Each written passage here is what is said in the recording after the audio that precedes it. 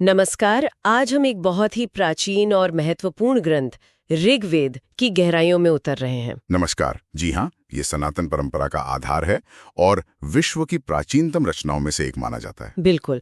हमारे पास जो भी जानकारी है, जो स्रोत हैं, उनसे हम इसके सार और महत्व को समझने की कोशिश करेंगे आज। हाँ, हमारा मकसद है ऋग्वेद की जो बनावट है, उसके जो मुख्य विचार हैं और उसका ऐतिहासिक महत्व, उसे थोड़ा खंगालना। और ये सिर्फ मतलब देवताओं की स्तुति का संग्रह भर तो नहीं है। नहीं, उससे कहीं ज्यादा है। यही तो बात है। हाँ, यही से इतना दिलचस्प बनाता है कि इसमें सिर्फ भक्ति नहीं, बल्कि उस युग की राजनीतिक व्यवस्था, इतिहास और यहाँ तक कि गहरे दार्शनिक विचार भी मिलते हैं। एकदम। तो चलिए शुरू करते हैं। हाँ, तो ऋग्वेद का मतलब क्या है? शाब्दिक अर्थ। ऋग्वेद यानी ऋचाओं में बद्ध ज्ञान, और ऋचा का मतलब होता है मंत्र या श्लोक। अच्छा। और ये हिंद यूरोपीय भाषा परिवार की, आप कह सकते हैं, सबसे पुरानी ज्ञात रचनाओं में से है।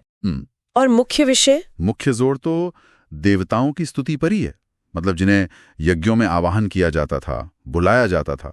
भक्ति भाव की प्रधानता है इसमें। लेकिन जैसे आपने शुरू में कहा और जो हमारे स्रोत भी बताते हैं, ये सिर्फ पूजा पाठ तक सीमित नहीं था। बिल्कुल नहीं। ये प्राचीन आर्यों के जीवन को, उनके इतिहास को, खासकर उनकी राजनीतिक व्यवस्था को समझने का भी एक, आप कह सकते हैं, अहम जरिया है। तो इसकी संरचना कैसी है? इसे कैसे बांटा गया है? इसकी संरचना भी काफी व्यवस्थित है। इसे मुख्य रूप से 10 मंडलों यानी खंडों में बांटा गया है। 10 मंडल? जी। और हर मंडल में कई सूक्त हैं। सूक्त मतलब भजनों या स्तुतियों का समूह। अच्छा। और हर सूक्त में फिर कई ऋचाएं हैं, यानी इंसिंगले वर्सेस, आप कह सकते हैं, मंत्र। कुल मिलाकर 1028 सूक्त हैं और लगभग 10,500, करीब 10,600 ऋचाएं हैं।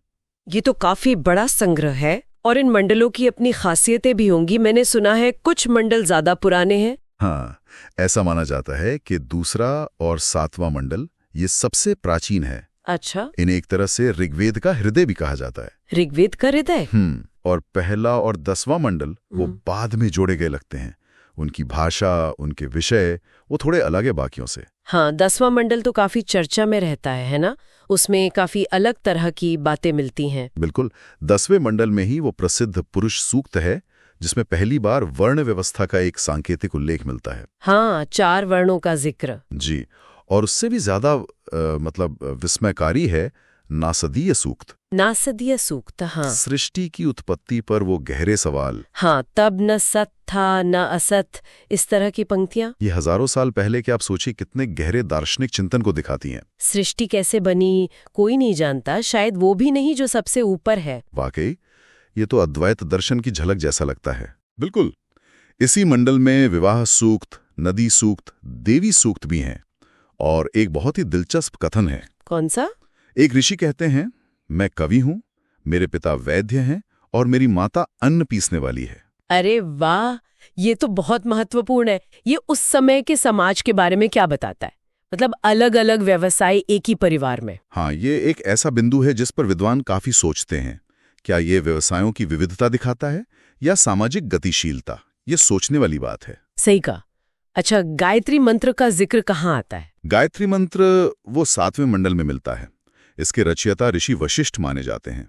और ये मंडल किस देवता को समर्पित है? 7वां मंडल मुख्यतः वरुण देवता को समर्पित है। अच्छा, तो इससे ये भी साफ है कि ऋग्वेद किसी एक व्यक्ति ने नहीं लिखा? नहीं, बिल्कुल नहीं। इसे अलग अलग समय में कई ऋषियों ने मिलकर रचा है, जैसे गृत्समद, विश्वामित्र, वशिष्ठ, कण्व, अंगिरा, ये कुछ प्रमुख नाम हैं। और क्या इसमें महिलाओं का भी योगदान था? हाँ, ये जानना भी बहुत जरूरी है। विदुषी महिलाएं थीं जिन्होंने ऋचाएं रची, जैसे लोपामुद्रा जो अगस्त ऋषि की पत्नी थीं, घोषा, अपाला, इनके नाम मिलते हैं। ये तो बहुत अच्छी बात है। अच्छा, इसके समय और स्थान के बारे में क्या जानकारी है? कब और कहाँ रचा गया? इसका काल मोटे तौर पर 1500 से 1000 ईसा पूर्व के बीच माना जाता है। यानी आज से लगभग 3500 साल पहले। जी।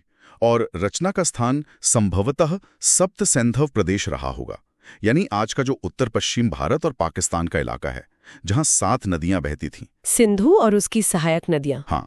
और एक और दिलचस्प बात यह है कि इसकी भाषा की समानता ईरान के प्राचीन ग्रंथ ज़ेंद अवेस्ता से भी मिलती है। अच्छा, तो ये प्राचीन संबंधों की तरफ इशारा करता है। बिल्कुल, और इसमें एक बहुत महत्वपूर्ण ऐतिहासिक घटना का भी जिक्र है, दाशरागी युद्ध।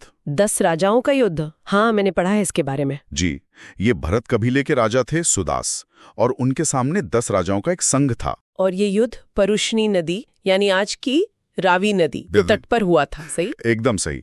राजा सुदास के पुरोहित थे वशिष्ठ, और जो 10 राजाओं का संघ था उनके पुरोहित थे विश्वामित्र। इसमें राजा सुदास की जीत हुई थी। तो ये उस समय की राजनीतिक उठापटक की सीधी जानकारी देता है। बिल्कुल, इसमें उस समय के कबीलों जैसे 5 पंजनों का वर्णन भी मिलता है, यदु, पुरु वगैरह। ऋग्वेद की क्या कोई अलग अलग शाखाएं या वर्जन्स भी हैं? हाँ, इसकी कई पाठ या शाखा परंपराएं थी। 5 प्रमुख शाखाओं का जिक्र आता है, शाकल, वाशकल, आश्वलायन, शांखायन, मांडुकायन। इनमें से आज शाकल शाखा ही सबसे ज्यादा प्रचलित है और पूरी तरह से उपलब्ध है। तो अगर हम संक्षेप में कहें, ऋग्वेद सिर्फ एक धार्मिक ग्रंथ नहीं है। बिल्कुल नहीं, ये इतिहास, दर्शन, समाज, संस्कृति सबका एक, आप कह सकते हैं, अमूल्य भंडार है। ये प्राचीन भारत की जो बौद्धिक और आध्यात्मिक जड़ें हैं, उनकी एक झलक हमें दिखाता है। सही कहा, ये एक बहुआयामी रचना है, और इसे समझना मतलब अपने अतीत की जटिलताओं को समझना है। और जाते जाते श्रोताओं के लिए एक विचार छोड़ जाते हैं। ऋग्वेद के 10वें मंडल का वो कथन याद कीजिए, मैं कवि हूँ, मेरे पिता वैद्य हैं, माता अन्न पीसने वाली हैं। ये उस युग की सामाजिक संरचना और व्यवसायों की स्वीकृति के बारे में हमें क्या सोचने पर मजबूर करता है। क्या वो जो प्राचीन विविधता थी, उसके तत्व आज भी हमारे समाज में किसी न किसी रूप में प्रासंगिक हैं? इस पर जरूर सोचिए।